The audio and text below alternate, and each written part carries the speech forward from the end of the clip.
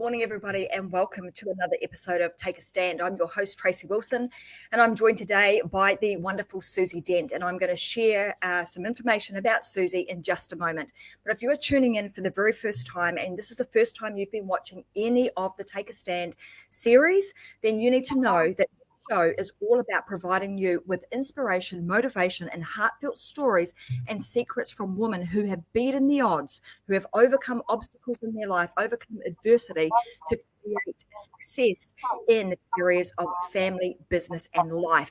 And the fact that I've got Suzi Dent here today is just a testament to the woman that she is and the things that she has done in her life to get to the point that she's at right now. She's going to share all of her story. She's also going to uncover how a 12-year-old girl actually helped her overcome about 4 decades of what we're going to call misguided self-beliefs that actually had her held back in so many areas of her life. And I know that this story that she's going to tell today will resonate with so many other women. So I want you to listen really carefully. I want you to listen to when she starts talking about the 12-year-old girl, what it was that this young girl did, and how she then was able to overcome the 4 decades of misguided conversations, narratives that were going on in her head to create success in her life. I also want to let you know that Suzi is a renowned makeup artist. She's a very special person. I'm going to say, if you have seen any of the leukemia ads that were running for a long time in Australia, well, Suzi is actually extremely talented in the makeup artistry space. She is also a special effects artist, and she was actually responsible for the chins. So if you saw those on the leukemia ads, well, that is all Suzi Dent. That is all her work. Aside from being an amazing makeup artist, and I'm going to say amazing because she did my makeup too with a number of shoots that I've had and made me look really good. So thank you, Suzi, and which I use in a lot of my promos. So if you're wondering who did my makeup, well, this is the woman who did it. Also, Suzi has also been instrumental in really helping women to understand who they are. She is the epitome of somebody who is, stands up for herself, stands firm on her beliefs, and then has moved forward in making sure that in every area of her life, she's taken control and she's now, being extremely successful. She's also been one of the women, if you remember the story, and it goes back a few years, with Rolf Harris, who was a very influential man in the entertainment industry. So Suzi's been in that industry too for a long time. So she was one of the women that actually helped bring justice for so many other women who were impacted by the actions of that particular man. So I want to welcome her to the show today. You're going to see lots and lots of Suzi over the coming weeks. She may even share with us some of that stuff. And I want to talk with her about her history, really about what's gone on. And I want to get to know this 12-year-old girl that you were talking about, that you were telling me about, that really had an influential or a profound impact on your life and has really got you to the point that you're at today. So welcome to the show, Suzi. Thank you so much, Tracy. Wow, what a huge welcome. Oh, hi, everyone. I'm so pleased to be here. I'm so glad you're recording that. I have to write that down. That's like the best. Well, we'll have it recorded, so it's all there ready for you to watch again. So I want to know, let's go back to the Suzi, the young girl Suzi, and this show, Suzi, is often, the book that I wrote along with Vicky Helm, the co-author, The She-Myth. In fact, my copy arrived yesterday. So guys, here's a copy of the She-Myth book. So this series has actually come as a result of writing the She-Myth book and then me starting to interview women all over the world about their She-Myth story. And when I wrote the book and I started thinking about how do I help women overcome some of these she-myths that we continue to layer on top of ourselves on a regular basis, how do I bring that to light, get women from all levels and all ages to understand that often it's just a big fat she-myth that you're dealing with and how you can overcome them. So I asked Suzi to be here today, and I want to go back to your early years, Suze. Tell us about your upbringing and, some of the things that you had dreamed of doing but didn't really do because of outside influence. I was raised in a very spiritual family. So I was raised by a father who was a Sunday school teacher. My mother was captain of the Girls Brigade. I was raised with praying and the Bible, no swearing. I got over that one. No, and very, very strict. I was in a very strict moral upbringing. I was raised very strictly with a strict dress code as well. And back in those days, bra straps weren't seen or anything like that. Everything had to be tucked away. So I never showed, I never learned to show my cleavage or anything like that. But that was something that happened to me when I was earlier. So you want to take me back to my 12-year-old girl. Let's talk about not my 12-year-old girl, my little girl when I was younger. So she was a God-fearing Christian.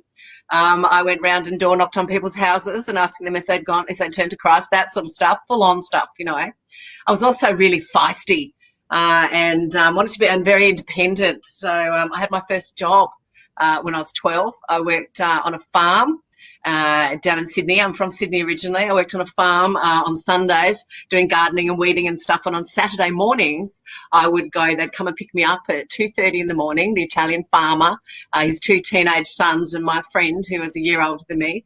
And we would go to the markets and we'd sell fruit and vegetables all Saturday at Flemington Markets, which in Sydney is like a huge market. It was amazing. I loved it. I like the smell of blood and bone. I know that's a bit weird, but I know I like the outside stuff. I really enjoyed the selling. At 12, I so enjoyed being independent. I was earning a little bit of money. My parents were fine. But I don't think they could stop me. Now I know who I am as a person. I think I was fairly independent and was like, I'm doing it. So, which was great. I really enjoyed that.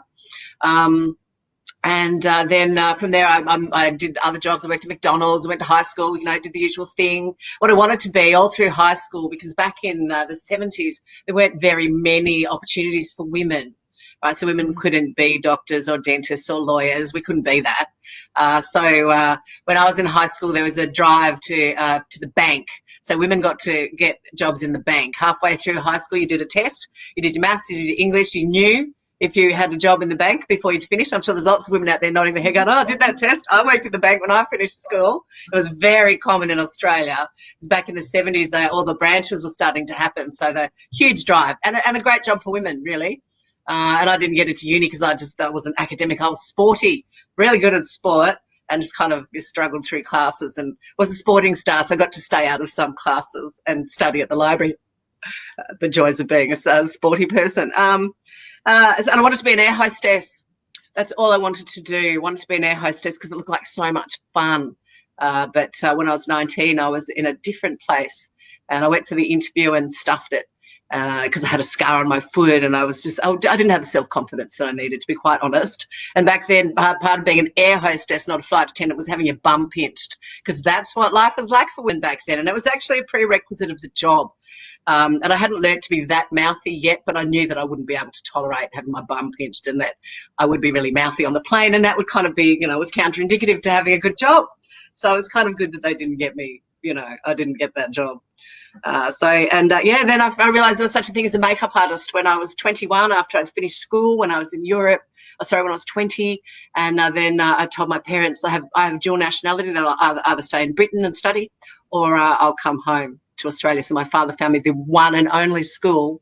There was a makeup college called 3 Arts Makeup Centre in Chippendale, and he applied for me, and I got in because I'd done a whole lot of stuff as a child. I've done all my Duke of Edinburgh awards and all these sort of things. So I was a high achieving child. So I've always been a high achieving child, a charming person. So he got me in. It was very small. I realised as soon as I went there that I was exactly where I should be and that I was so into being a makeup artist. And that's where I discovered my skills and my talents as a makeup artist and as a salesperson as I went forward in life. So that's kind of what I did in the beginning. And I've been a makeup artist now in film and television since 1983. I'm in my 37th year. Last November I was honoured in the United States, and I was given a Lifetime Achievement Award, which was amazing. That's kind of my history. And I'm still working as a makeup artist, and now I work as a motivational speaker and a funny MC. I don't like to call myself a coach or a life coach because it doesn't really fit with who I am, but I do that. And I do that with women, and I have done it my whole career. You know what it's like. You sit in a hairdresser's chair or a makeup artist's chair and you want to talk to us. And so I've been helping people. I've been building my people's self-esteem with my brushes and my words for 37 years. So I don't know whether that makes me a coach, but I tell you what, you know what it's like when you sit in the hairdresser's chair. You tell her everything. She knows everything about you. And I do hair as well as makeup, so I usually have it all wrapped up in a little bow. And I love that part of my job, not just the painting, but the helping people with their lives, which is wonderful.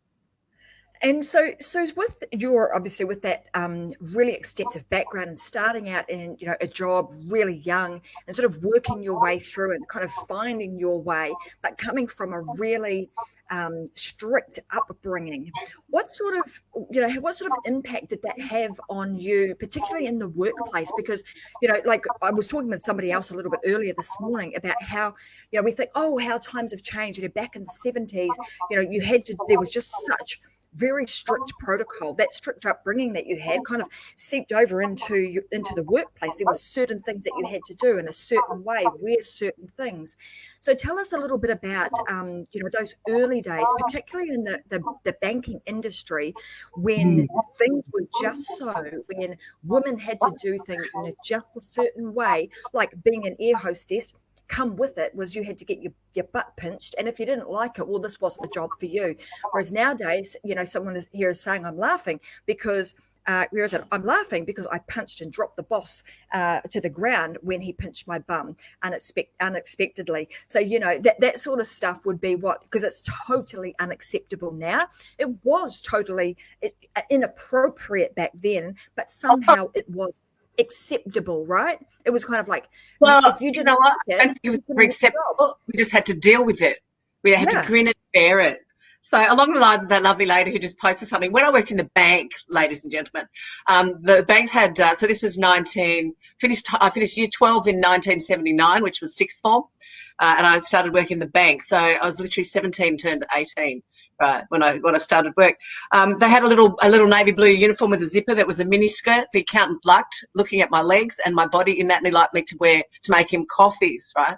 I also wasn't allowed. I was allowed to wear the trousers that were the other part of the uniform because the accountant liked to look at my legs. Right. So one day I wore the trousers, not really understanding what this was because I was a teenager, and I was sent home by the accountant to put my dress on. The other girls could wear trousers, but I could not because he liked to look at me and he liked me to make him coffee. So I didn't know any better. I went home, I got changed, and I came back. Around the same sort of time, I was also working in another place, which was called, I think that not even open now, the Black Stump Restaurant. I'm sure there's people that remember the Black Stump with the sizzling steaks and the prawns wrapped in bacon. Yum. I worked there as well, and that uniform there had a dress that was kind of like below the knee, but they had slits to halfway, up the leg, right, on both sides, and pockets. So I with this guy, the bank manager, the accountant. So the accountant liked to look at my legs. The bank manager, or the assistant bank manager, he locked me in the safe one day so he could run his hands all over my body and trapped me in there, this married guy. They both assaulted me, pretty much. Well, he did. You didn't have any comeback back then. You couldn't slap them off. You couldn't tell them to F off. I wasn't allowed to swear. Mind you, I learned that later on. And you weren't allowed to. It was a job that was on the line. It was like, okay, this guy's going to fill me up. I'm trapped in a safe. Where do I go? I stand here. He does his stuff, I push him away, hopefully, and he gets embarrassed and we leave the safe. Yay. And that's kind of what happened. And it's never spoken about. In this day and age, I'd get him sacked. He'd be so sacked. He'd be so gone. I'd have his career. But back then they would have our job. And we were tellers. We didn't count. And even then that's all you could get high to. You could aspire to be teller A. You couldn't be an accountant. You couldn't be a bank manager. Women just couldn't do anything like that. The glass ceiling was chopping us off at the neck, really, and decapitating all of us, So I had that happening at the bank, which is a bit disconcerting. Well, the Black Stump Restaurant, the manager there, he liked to rip my dress to the waist. So he'd call me into the office with the coffee. They both liked my legs and they both liked the coffee. And he would literally rip my dress to the waist, both sides, right? And I'd stand there and I'd get the stapler off his desk and I'd staple my dress, all the way back down. And I'd stand there and go, "You done?" And he'd be like, "Yeah." He said, "You have to sew it." And I'd go, and I'd go in the next night for the next shift and he'd say, "Have you sewn your dress?" And I'd go, "No." And he would rip it to the waist again. I'd give him his coffee, and I'd staple my dress. So this is me at 18 and 19 learning about men in the workforce. It's great. It was really, wasn't happening to everybody. What was happening to me was pretty exclusive to me back then in the environment that I was in. But I know that this sort of stuff happened to lots of women in lots of different work environments. So how did I handle it? Right, at 19. Well, I at the bank, I hired, there was no dress code as far as the size of the dresses or the length. So I got other dresses and I got them 3 sizes too big and I didn't hem them. So they were huge. I wore a sack and he would say nothing. So at 19, I learned to cover my body up so men wouldn't be so distracted by it, because obviously it was my fault. And I was often told that it was my fault. If I didn't look the way I looked, right, they wouldn't be, they wouldn't be so compelled to touch me, which was the excuse back then. Not an excuse now, because we'll just cut their fingers off. So at the bank, so what happened back then? How else did I do it? All of a sudden, one week I acquired a cockroach. It was a rubber cockroach, right? I was a bit done with making coffee for these men, and I got this rubber cockroach. It was a big one. In Australia, we have big German cockroaches, right? Sat right at the bottom of the coffee cup, and the coffee covered it all up. So the accountant got it first. The screams of horror coming from him when he got to the bottom of the coffee cup with what looked like an extremely real cockroach were just the best thing ever. Awesome. So I managed to retrieve the cup and the cockroach, because I didn't tell him I did it, and he didn't touch it to know that it was rubber. However, I managed to use the same thing on the restaurant manager as well in the very same week. He too was absolutely horrified. He chucked the cockroach. I had a blast, got my own back, and got away with wearing that really big uniform for the rest of my time at the bank. And even though I still wasn't allowed to wear trousers, but I didn't really need to because I looked awful. And the guy in the restaurant, the manager, stopped ripping my dress, and neither of them asked me to make them a coffee again. Just nice. I mean, giggle. It's so. I could love to have been a fly on the wall watching that guy drink that coffee and just almost spilling it everywhere. It would have been just hilarious. It was awesome. What happens, right, is that we have all of these things going on. Like, you realize you saw it. This was a pattern. This is happening here. It's happening there. What the heck? Well, now I'm going to do something about it. But what we tend to do is we kind of, instead of at that time being able to address it because of the ramifications that would have caused, loss of your job and all those sorts of things, we found workarounds, and we constantly, we continue to this day to find workarounds when we don't have the confidence to be able to deal with the situation at hand. We don't know what to do. We don't have the confidence to deal with it. We don't know what our rights are. We don't know if we're supported, and when you think you're alone. So, really back then there was no H&R department. There was nowhere you could go. Everything was run by men. Men didn't care. I complained about something once, and they got the bank got the big guy from Sydney to come and see me, right? They took him out to lunch. They got him pissed. The man could not string a sentence together when it was my turn to speak to him. And so it was completely useless. He came for a lunch and he went. He certainly didn't hear me out because he was incapable of doing it. That's how much respect I had as a 19-year-old. They didn't care. They went through the motions. Good for them. So it was all on record. But that nothing came out of it. Nothing really happened. I mean, one of our viewers was also saying it's not only confidence, but it's also, you get to the point where you just don't have the energy to deal with it because the enormity of what it takes, or what you perceive it's going to take to actually deal with a situation like that just becomes overwhelming. And we're going to get to this because as the plot thickens, people, so just hang around because there is more to this as to how this all unfolds. And it really did come to a head at one point. So don't go anywhere. You want to stick around because we're going to get to that. So Suze, once all of that happened, obviously you found these workarounds. And what happened? Like, how impactful were those situations that happened way back then? How impactful were they on your life, like for decades? They were really impactful because I was really, and it didn't just happen there. It happened when I was a teenager and in my early 20s, I really felt, and I really did not think I was particularly pretty, right? That's not how I was raised in my house, right? My mother was a narcissist.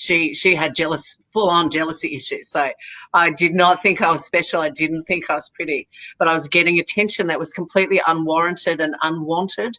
I didn't dress in any way provocatively at all because I was a tomboy, and I covered my body and dressed down, but I still felt like I had this neon sign over my head that said, touch me, and they did, because men did back then. It was like, oh, there's a pretty bright, shiny thing, let's touch her. Even working, so I started working in the television industry when I was, I was 21, 22. And the television industry was really good as far as crew were concerned, right? Because it's very equal opportunity. It's also a male-dominated industry and still is, actually. There's only parts of it that is not male-dominated. If you walk onto a TV set, you might see maybe 3 women if you're lucky, and the rest of it will be men. So it is a male-dominated industry. But I was really comfortable there. Because I was treated well. And if they were fancying me, they certainly didn't tell me, I mean, back then, as women, we couldn't go to mechanics, right? Mechanics, you go to a mechanic as a woman and you were met with full frontal girly pictures all over the walls, pornography everywhere. I hated going to mechanics, just digress there. I'm sure there's women that remember this, and it's pertinent because we got rid of that. Right, you can now go safely to a mechanic. That you won't find full frontal nudity in any mechanics anywhere in Australia that I know of, because if they, it just doesn't happen. But when I was young and a young woman and I had my first car, I would get my male mates, to take my car to the mechanics because it was so intimidating. And now that doesn't happen, So it takes a little while for society to catch up with things, or actually it takes a little while for society to catch up with what women don't want and what we don't like. When we finally get around to getting rid of all the baggage that we've been carrying around and stand up for ourselves and speak our minds like we're doing now, that's how change happens. Men don't know, and society doesn't know if we don't tell them. And I'm all about telling, as you know. And so back then it was, I changed how I dressed. I covered my body up, and I did tend to move through life a bit easier that way. I also, and I won't just make it all about men, I had women who were jealous of me.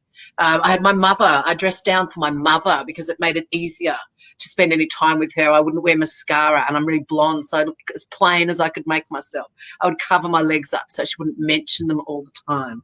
And back then women would be like, the things women would say was like, you B, I hate you, your legs are great, So it was like this insulting thing that women would say to you. And for me, because I think raised by a jealous mother, I was so conscious that it was really my fault the way I looked, and it made me feel so bad that people around me were jealous and envious and of what I looked like. They didn't know me, who I was, but it was painful and it hurt me because I'm sensitive, I guess, and because of the way I was raised. So by covering myself up, I protected other people and I hid myself, because somehow when I let my light shine brightly, it wasn't good for everybody else. And I'd been so raised to shut up and stay down and, and not be the person that I was actually meant to be.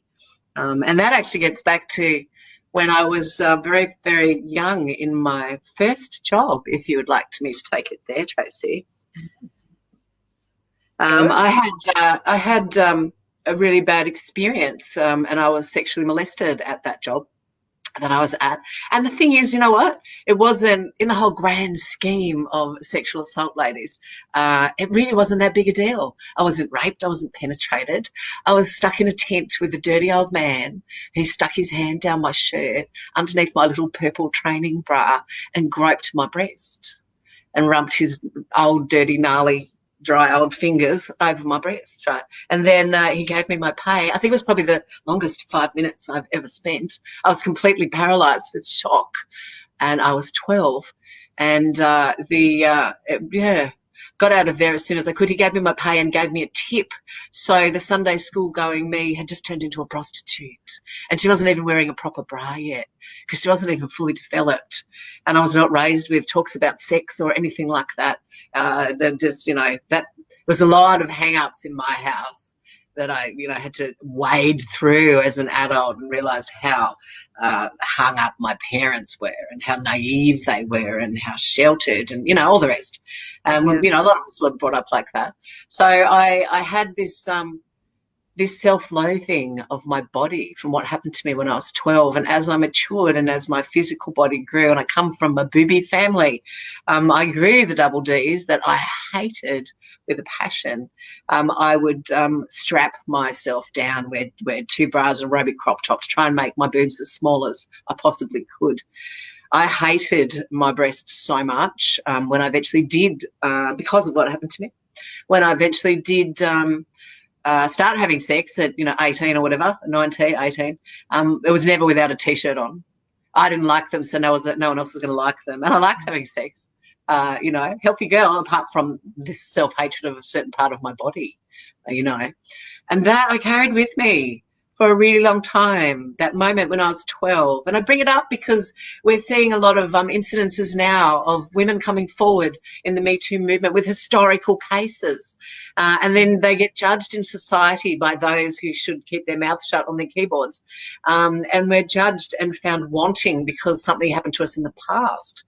And the thing is what happens to us in our past when we are at this delicate phase and we're not really sexual yet, and we're young and we're babies and we're new and we're naive, it carries with us our whole lives. For me, it intrinsically changed who I was, how I felt about myself, how I felt about my body, my intimate relationship, how I responded to boys, to men.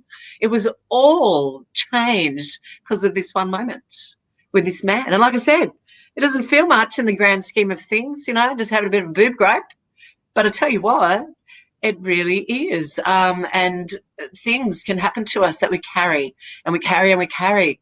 And unless we deal with them and we forgive ourselves for how we feel, and we bring it all out on a plate and learn about who we are, what happened, who was to blame, how we deal with that, how we forgive them and move forwards, it affects us so much in our lives, when yes.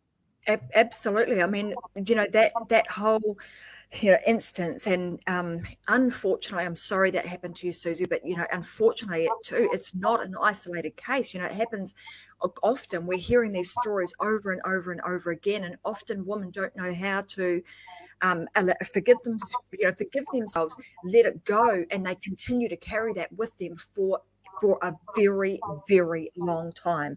So I want to also now talk about, because there's been a few, like I know of 2 other major instances in your life where they have, like, you've kind of got to a point where we've hung on to this for far too long, and I need to do something about this. And there were some other instances that happened, and like you alluded to, often we sort of dismiss things because, well, that was like years ago. What's wrong with you? Why are you still dwelling on that now? Like, that was 40 years ago. Why haven't you dealt with that? And often, and we don't, because we don't know how to deal with that. So what was the moment in time where you were like, do you know what? I've been carrying this for long enough, and it's time to let it go. What did you do, and how did you let that go that enabled you to, and what did you do next? What was the next thing that actually happened? Because I know there was something big. Yeah, you're right. A couple of big things. In 2014, I was at home and I was watching a current affair on TV, and I saw this woman being interviewed. Her name was Tonya, and she was talking about being assaulted by Rolf Harris when she was a 15-year-old girl.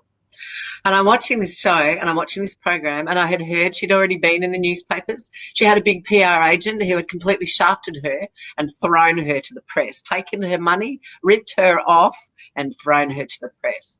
And I was watching this woman and I thought, I know that you're not lying, because I too was assaulted by Rolf Harris when I was 24 in 1986. And I know that I can help you and I can come forward. And when I was watching this woman, her 15-year-old, talking about her 15-year-old girl, the 12-year-old girl inside me who never told a soul, who had her life completely changed, is just going, right, I'm in. I'm coming forward. My 12-year-old's coming for your 15-year-old. I'm here, you and me, we're like this. And I approached I watched the show, I Googled, and to find out what I knew it was called Operation Yew Tree. I Googled where I should find to tell them that I'd worked with the police over in England, that I'd worked with Rolf Harris, and I found them. And I approached them and I sent them an email, and within 2 days I got my first phone call. Now, what happened with me in 1986 is I was beginning, I think, year 3 of my film and television career. I was booked for a job at Channel 7 Studios in Epping. Knew I was working with Rolf Harris, which is amazing. He was like the biggest star I'd ever worked with. It was huge. So, it was, the fun with working in film and television is working with the stars, obviously. Working with normal people is fun, but, you get to meet mega millionaire stars. I mean, it's pretty cool. And you make them up and you have your own private moments. It's great. I'd watched Rolf Harris as I was a kid in black and white TV, doing the wobble board and the art, and he was a children's entertainer, and pretty cool. Seemed cool. He arrived at the studios, was given the red carpet treatment by the powers that be. I was introduced to him and with the rest of the crew, who are all guys, and I took him into my makeup room. Now, we had a private makeup room, so pretty much almost like the size of this. He'd be like sitting where I am, and there'd be a mirror in front of him on a kind of a barber's chair, an old-fashioned barber's chair. And the room really only went to, this side, only went to about, so far. So this would be like where the door was, and then over this side, probably a wardrobe rack. So not a very big room, just enough place for maybe, an ironing board and somewhere to sit and get dressed and get made up. So he's sitting in my chair. When you first make someone up, you have to touch their skin to see, whether it's dry, normal, or oily, and I'm touching it. As a makeup artist, we invade people's space. You've got to be the right person to do that. Part of my 37-year career is my great psychology skills. I've worked with 4 prime ministers, It's all about how you make people feel before they go on camera. So I'm, checking Rolf's face, and he's got his brother standing, this side at the door, having a chat to him. And while I was checking his face, he drops his right arm down the side of the chair and sticks it up my leg and runs it all the way up my leg, up the side of my shorts, like this. And I'm standing there thinking, you've got to be kidding me. And he was quiet. He said nothing, still carried on a conversation with his brother. And I'm looking at this man while he's got his hand up my shorts, right, because my shorts are baggy, and which they were kind of back then, the old, and with a rip in it, that when the rips first started in 1986, and I just stood there. I looked into his eyes, and he wasn't the jovial children's entertainer that I thought he was. He was a dirty old man having a really nice time at my expense, almost daring me to say something. Back then you couldn't. And I turned around and I looked in the mirror while he was talking to his brother, and I just thought, oh my God, I can't believe you work with kids. Like, seriously, Anyway, I turned right back around and I did my job, and I took him into the studio where the male director was there, and he's about the same age as Rolf. And they then just started to talk about my legs and my body whilst I'm, being a professional. So this is my job, this is my workplace. I'm not actually there to be an object of anything for anybody, but that's what I became, because we're in 1986 and we've already established that women don't have any rights. And if you are attractive, you have to stand there and let them touch you. Because the number one rule in my job is you don't upset the talent, right? So he's running his hands up and down my leg. I'm standing there thinking that him and the director, I think he's about 63 at the time, and I'm 24, so he's old, right? And I'm thinking the director and him have just got the casting couches alive and well inside their brains, They've got some sort of wicked fantasy going on, as sometimes, men did back then with Hollywood and stuff, but so I copped it, because you do, and I smile and I'm nice and all that sort of stuff, and I do what I'm supposed to do, powder his nose and blot the sweat off and go and stand where I'm supposed to stand, and I don't talk back and I don't smart mouth, and I'm just treating the men like they're, naughty little boys, because that's what we're supposed to do. Oh dear, you've run your hand on my bottom. Best you shouldn't do that again. Because that's how we had to behave. We had no choice. Now, if I had said anything, even though I've established that we couldn't actually speak like that back then, pushed him away or been aggressive at all, whenever you did say anything, I was blamed for what I looked like. It was always a reverse psychology back onto me, going, if you didn't look like this, I wouldn't be so inclined to touch you. It's not my fault, it's your fault. So this whole narrative that I've been going through my life with, not actually feeling particularly pretty, but being told that it was my problem. So I learned, I knew I couldn't talk, couldn't say anything. I did my job. Each time I went to touch up Rolf, he touched me up too. He would have, I think the shoot was probably about 6 hours, maybe a bit longer. So it was a short day, actually, in the whole grand scheme of things. He would have touched me 2 dozen times. I was starting to get really done with it. We skipped lunch so he could go early, which was good, which is why we worked through. There was 2 younger guys in the studio with me. I started waiting at the back of the studio, and he would still call for me. Makeup, you know. And then I waited outside because I was really getting done with it. I was really sick of him touching me. And then if they needed me, one of the younger guys would come outside and get me. And I'd go into the studio and I'd do what I have to do, and he'd feel me up. I had a belt, like a leather belt, which is like a long belt that draped down. He would grab the belt and he would pull me towards him so he could try and crotch grind me.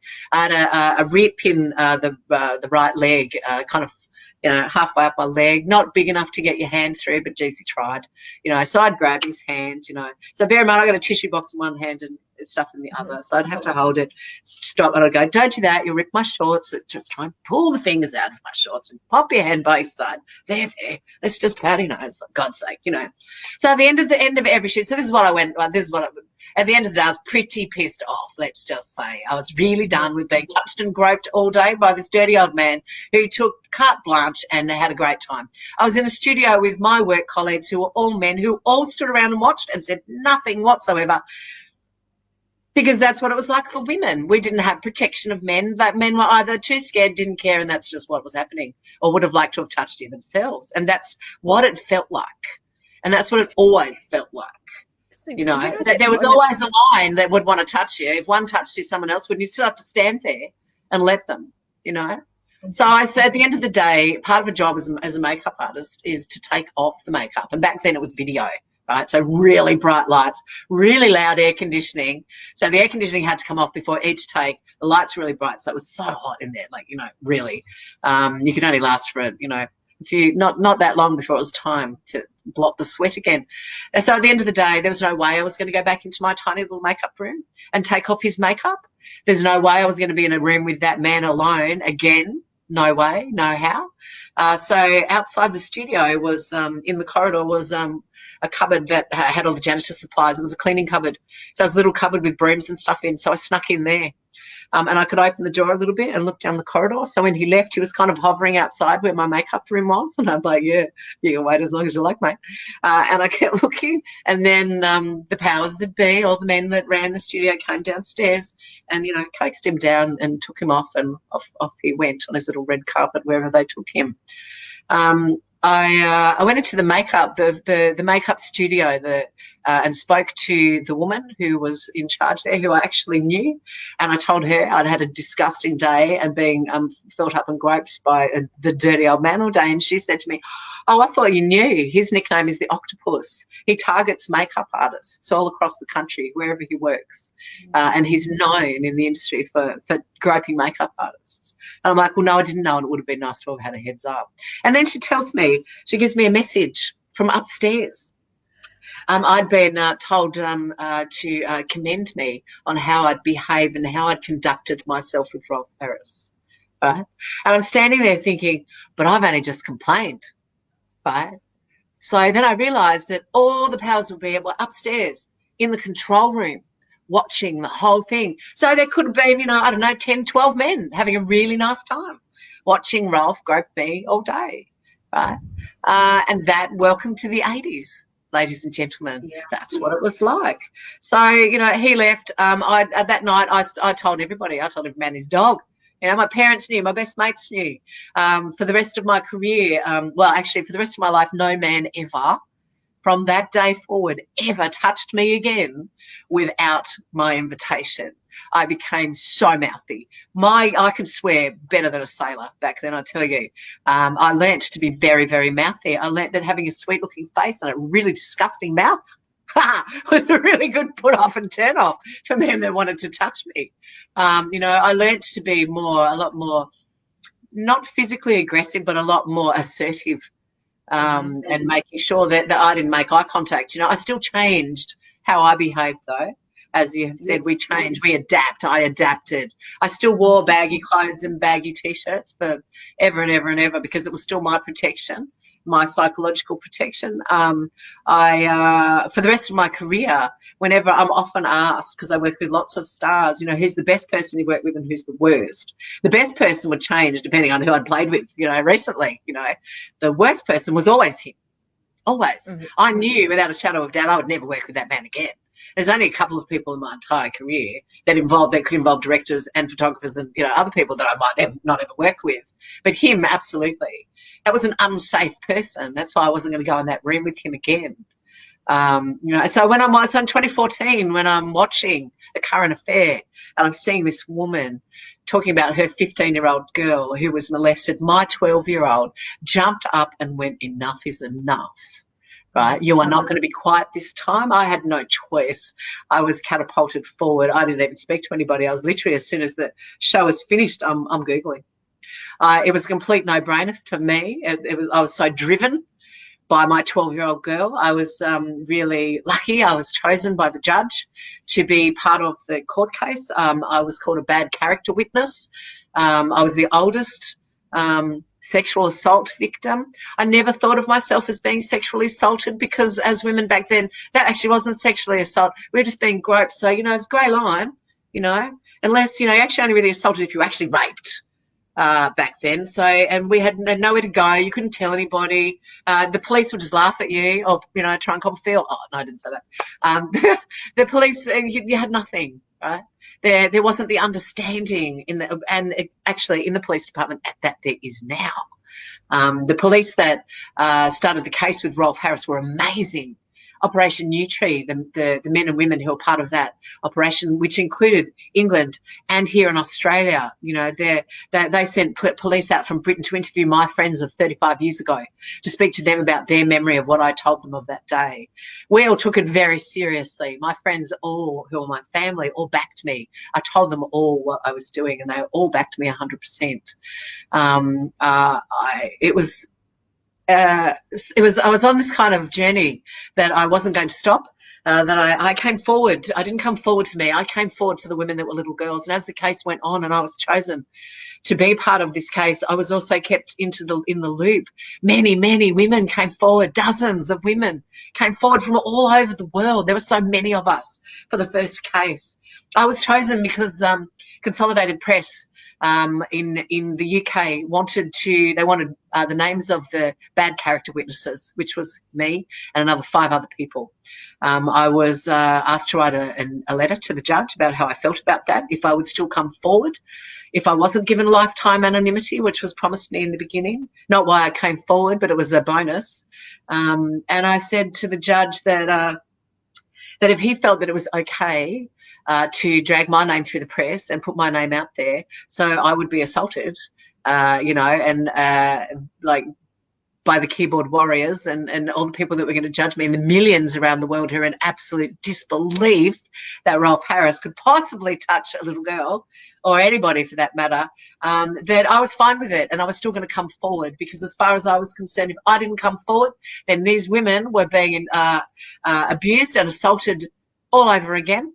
And you know what? I was chosen for that, which was great. And I'm in the courtroom and my 12-year-old girl was with the 15-year-old girl, the 14-year-old girl, the 9-year-old and the 11-year-old. And we were there in court in England together, women from around the world with our children inside us that wouldn't let us be quiet this time. And we won our court case. And even though we never met each other, we were unified in what we were doing, in our support for each other as women and as victims of this man, and of women who had been intrinsically changed as young people by the actions of this man. After the court case was over, I refused to be. I was given anonymity. I was found this day 2 of the case by the BBC. I was hounded by a producer to be on a show. They were going to blank out my face. They were going to change my accent. Because I've worked in film and television, I know what happens. I have the knowledge. I understand. I had the federal police here. I had the phone numbers of them in case my name was leaked. My child was 12. I didn't want the press turning up on the doorstep. My husband was full on depressed back then. He was having anxiety attacks. It was full on. I did what I had to do for life. Because if we don't come forward and stand up for other people, then what sort of people are we? And I would have been a complete hypocrite, and it's not who I am as a human being. I couldn't do that. So that's what happened in 2014 when I was in England. I was brought over by the police. They paid for everything, the prosecution. The press, reading the press about yourself is the most surreal experience when there was England, Australia, Malta, New Zealand, Europe, Australia. Every day there was news. Every day it was on the news, in the papers, everywhere, and everything that I said in the courtroom and beforehand was part of public record. So the nameless, faceless me was being quoted all over the place, and it's weird, let me tell you. I had my girlfriend with me. She was my chaperone, which was great, and I really needed her. She's been in my life for 37 years. It's really important to have family with you when these things happened. My favourite headline about me was some Australian television makeup artist dramatically stares down Rolf Harris in court. I'm like, yeah, I did that. That was me, because that's what I did. I was in court. I did everything that I had to do. It was amazing. The policeman, my liaison, said, "Don't look at him," and I'm like, "Oh, mate, you sure can't walk past and do this?" No, Suzi, don't. Like, okay. So I had to sit here. I could look at the jury here in front of me, the judge who was on the right-hand side, and on my left-hand side were the prosecution, his team, our team, and he was in the big perspex glass cage in the back of the room. The courtroom was packed. There was press everywhere. There was like standing room only, and it was absolutely packed. So I did what I was told. I didn't look at him. I had the jury laughing because I had to talk about my underpants that I was wearing, and why he couldn't feel them when he stuck his hand up my shorts. At the very end of everything, his lawyer, doing her job, called me a liar. And I'd just been so open and authentic, which is who I am as a person. And I was so shocked to be called a liar, because I'm so gobsmackingly honest, that the emotions just came out of me, and I snorted with derision, and I was just gobsmacked. And then the emotions that I'd kept down and kept in control started coming up, and I started getting angry, and I started getting upset. And it was time for me to leave the stand. And when I stepped off that stand, I looked at him in that glass cage and no one else. And I glared at him as I walked down the aisle. I looked at no one. I wasn't conscious of anything. This was so not deliberate. I was spinning. He turned his entire body away from me, right, on the chair that he was in. He did everything. He did not look at me once. The press was sitting behind it. My girlfriend was watching this. That guy. The press was sitting behind him having a field day as I stalked out of the courtroom. Now the courtroom doors are like this thick, right? And there was two of them. And I was kind of smuggled in, because I was smuggled in everywhere, so the press couldn't see me. And I thought that they were heavy. And I got quite a momentum, right, getting out of the courtroom. My girlfriend was sitting here on the left. I grabbed my bag and went, "Let's go." And I pushed through the doors really hard, and they swung really easy, went bang. It was like, I pushed out of the courtroom, and everybody in the courtroom was like, "Oh, Suzi Dent has left the building." It's like, wow. I got out there, and one of the cops comes running after me because I'm about to lose it. Like, I'm about to burst into tears, He grabs me, takes me to a room, guides me to this room. I sit there, the tears are coming. I'm swearing I'm not an effing liar. And all these cops are there, and they're all supportive. And then, so I'm chilled out. Someone gives me a cup of tea. I'm starting to breathe.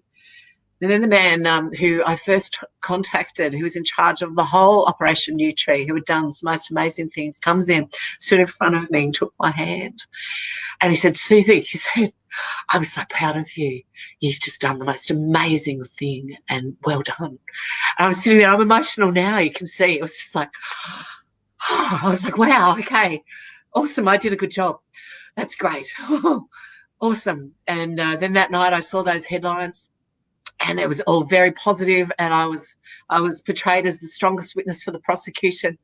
I was there for the other witnesses. I just thought, if you guys are at home and you can see this, I hope that it empowers you, because I'm here for you, and we're all in this together. And that's what it was like. And then, and then being found the next day by the BBC was interesting. I eventually got lied to by her while she was being manipulative. She told me about a week later that my name had been released in court.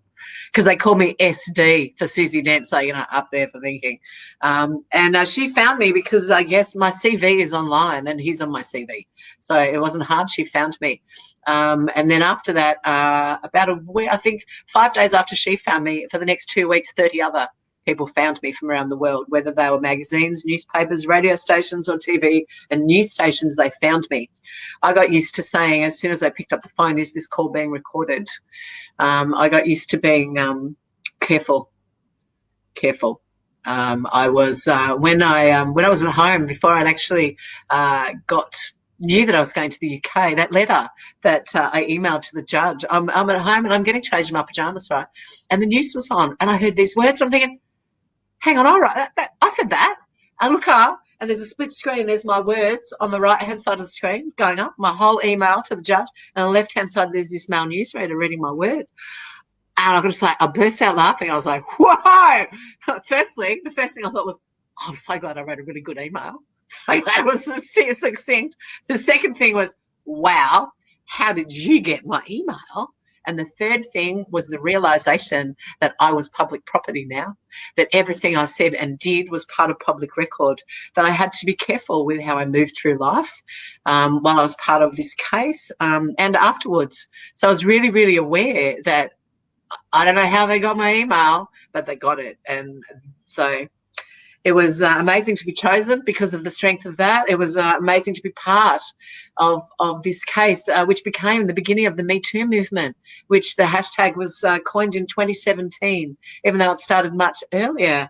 With Tarana Burke in the States. Alyssa Milano was the one who shared the hashtag. And then all of us are now part of the biggest movement in the world for women worldwide that is affecting change. And it's encouraging other women to step up and come forward and share their stories and it support their sisters, and that's what we're seeing. And we're seeing historical cases and we're seeing mass healing of women and men around the world. We're seeing cardinals go down because men have come forward. We have people standing up for themselves and getting rid of and healing their children and their inner souls so that they can become the person that they're supposed to be. I'm so lucky. I'm a speaker now and I've been around the world talking about this, and it's quite it's amazing to be able to encourage others to tell their story and to help them with their bravery to do so, And that all came about because of the second thing that happened, didn't it, Tracy? Yes. So I want to just kind of recap some of this, Suze, because it's so empowering what has happened with what you did as far as taking action and listening to that little girl inside of you saying, no, enough is enough. You have to do something about that. But then you see in one of your sisters out there who you didn't even know, going through the same experience and going, hang on a minute, I'm not alone. Gosh, this has actually happened to somebody else. And I just am compelled now to have to stand beside her and help her deal with this situation. Because if it's happened to me and it's happened to her, oh my gosh, it has happened to hundreds and hundreds of other young girls, because he was an extremely, popular back in that day. So he had exposure to many young people. So being able to actually take a stand, stand up for what you believed in, stand firm on what you believed in, go to the court, speak your truth, and then walk out of there hand in with your, even though literally you weren't there with these other women arm in arm, but you were figuratively, you were there with them all together, all tackling this thing together. And that is actually this Me Too movement, and the stuff that we're talking about is about sharing these stories. It is about taking a stand, realizing that, hey, hang on a minute, the things that actually happened to me, you said, that stuff, I started to believe that it was a me problem. It wasn't and now you realize it wasn't a you problem. It wasn't your problem at all. But until we can disassociate ourselves with being the problem, the healing can't begin. So you understanding that that's the case, and now sharing your story today for those women that are out there that are carrying something that has impacted their change the trajectory of their life, change the narratives that have been going on or replaying in their heads over and over and over again. The story that you have today enables them to say, I can make a difference here. And the person that's in control of this, it's not somebody else. It's not waiting for, someone to turn up and solve your problems. It's within.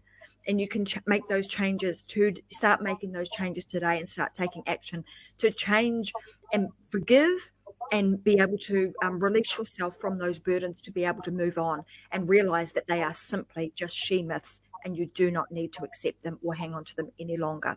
So that's what I want to say about the story that you've got.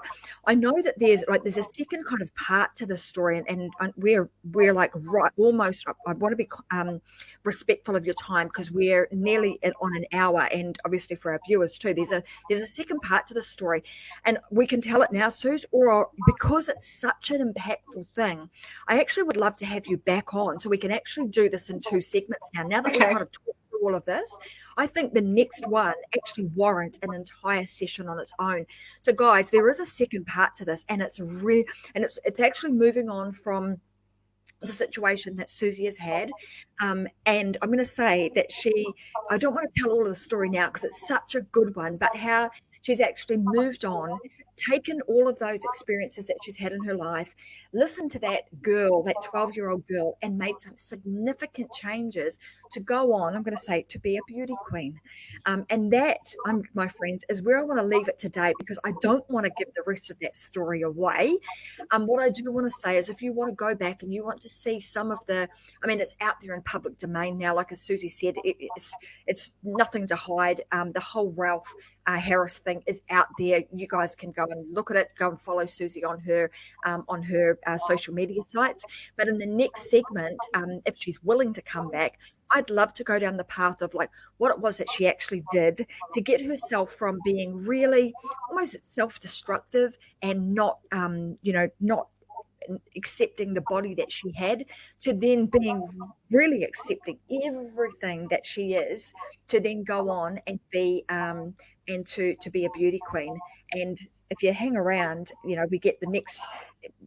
I'll come back to you and let you know what date that's going to be, because I'll have to work with her. But when we get to that point, you'll see exactly what she did, and it's super inspirational where she's gone to from here. So is that all right with you, Suze? Because yes, that'd be lovely. Thank you. Let's continue that. But I want it's a definite part 2, isn't it? This is definitely a serial. There's more to the story, and it gets better and better as it goes on. So I want to have you back, and probably if we can, I'll get our producer to be in contact with you and just organise the time. But I want to say to you, thank you so much, and thank you for standing up and standing firm on what you believe in, and actually making a difference, and doing all the things that you are doing now with that 12-year-old girl inside of you that's saying, Suzi, this is a thing that you have to do. You have to speak up. You have to speak the truth, and empowering other women to do the same thing. So thank you so much for being here today and sharing so openly your story to inspire other women to move forward in a really positive and empowering way. Oh, you're most welcome. Thank you so much for having me. Thank you, everybody, for listening. I hope you enjoyed my story. If any of you want to reach out just to have a chat about your experiences, I'm here for you. I'd love to hear from you. And I'll see everybody on Facebook. And I'll get to see you guys next time for part 2, the empowerment. Yes. We will definitely have sequence number 2, which is going to be the empowerment piece. So you have to tune in for that, because it's a good story.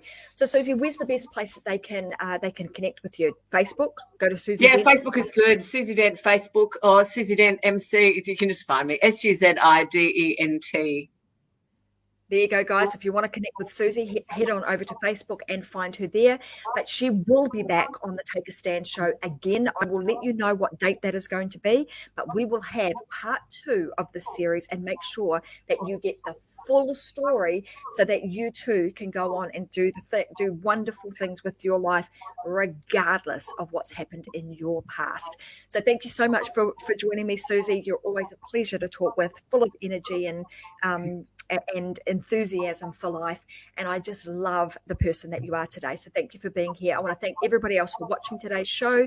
Join me again on another episode of Take a Stand, where we continue to share inspirational, motivational, and heartfelt stories from women from all over the world, just so that you too can feel like you are well supported, you are not standing alone, that you can actually stand up and make a real difference in this world. So I want to say thank you very much for joining today, and I will see you again next Thursday at 10 a.m. Brisbane time for another episode, which is live, by the way, of Take a Stand. I'm your host, Tracy Wilson. Thanks for joining me, and bye for now.